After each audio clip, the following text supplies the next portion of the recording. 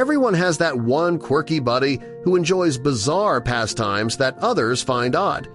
But another reason we adore them is their individuality. Sydney Smith, often known as Giraffe Girl, spent years bending her neck with metal bands to resemble her beloved animal, a giraffe.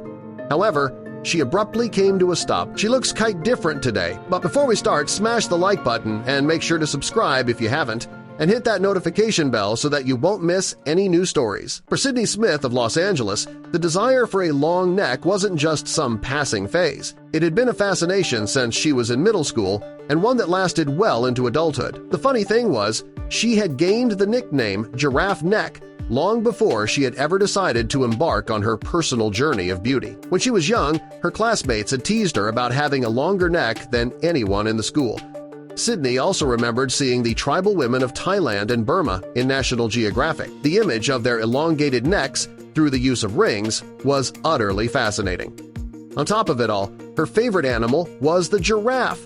It was like the perfect combination. Her parents, however, stood in her way. They passed it off as teenage nonsense, something that would go away in time. But for many years, Sydney would stare longingly at those tribal photos. The odd thing was, when she came of age and was legally allowed to make her own choices, she wasn't ready to dive in until she saw one particular singer's dress. It was Lady Gaga and her infamous meat dress. Sydney remembered seeing the crazy outfit and how the beautiful woman never apologized for her looks or fashion choices. It was the final push she needed, and with the help of a friend who specialized in body modification, she added the first few rings. She didn't care that the soldering left a few burn marks or that each new addition of a brass ring would cause pain, not to mention the entire collection weight in 5 pounds. Her fame started in her hometown and quickly spread through her documentation of the process through her social media accounts. Next came a flood of modeling offers. After all, it wasn't a common sight out of a tribal setting. Sydney was sitting on cloud 9 and loving every moment. That is until the last few rings started to affect her in unforeseen ways. It had been 5 years, and she didn't want to slow down at all. But the rings ended up hindering movement and making it hard for her to keep up to speed in her regular marketing job. She had a new, very hard choice to make. She couldn't swim or hike anymore. She loved her long neck, but after months of contemplation, she finally decided to take off the rings. It wasn't long until she was sitting in her friend's salon, listening to the glue sizzling away. But what would she look like? Her neck was indeed long, and she utterly loved it, but the bruising that was hidden underneath was shocking. On top of that, her neck muscles were very weak. She needed help. While the young girls of Southeast Asia had elongated necks because Sydney had started as an adult, her transformation was very different. Instead of growing a longer neck, she had been pulling down her collarbone and compressing her ribcage. Thankfully, the doctor had some good news. Through a chiropractor and other specialists, she would slowly regain the strength in her neck. Also, the rest of her body would go back to normal. Sadly, her title of Giraffe Woman would slowly fade. But did she regret her 5-year journey? Sydney Smith proudly tells the world that she had no regrets. She decided to go after what she wanted in her life, experienced it, and dealt with the happiness and pain it brought. The world wanted to know how Sydney would move forward. Everyone thought it was going to be some kind of beauty, trend, or fixation. But no, more than anything, she planned to devote her time loving and cherishing her husband and daughter, Skylar Rose, who was born in 2017. There was no part of her journey that she regretted. No matter what direction Sydney took, it can be said that she had stirred up a lot of controversy as her time being the Giraffe Girl. A lot of people spoke their minds on the topic. Many people were concerned about the example Sydney was setting for impressionable youths. But that raises the question, how safe is it? And what effects does it leave on an individual? Well, some medical professionals decided to speak their minds too. Sydney's case had good news, and she recovered from her bruising and weak muscles left from the rings.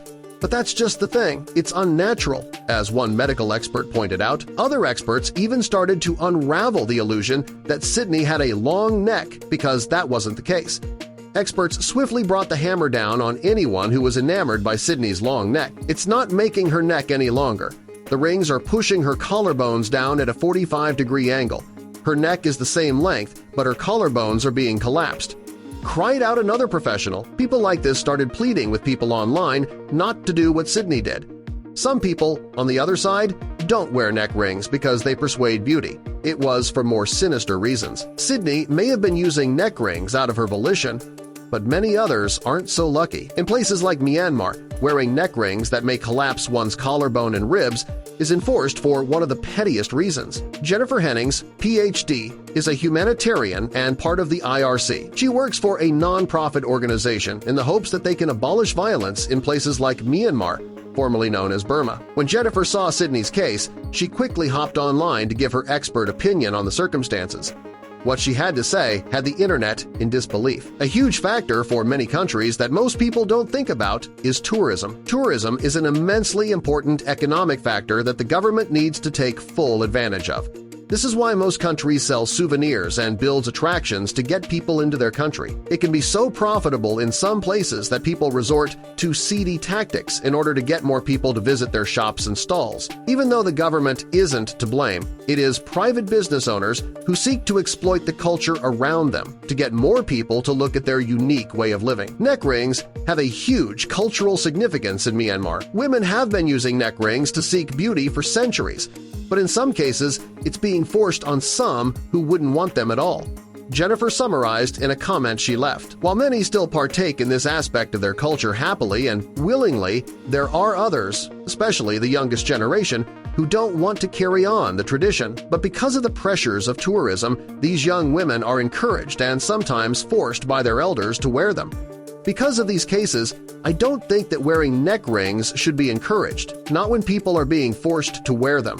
Jennifer carried on.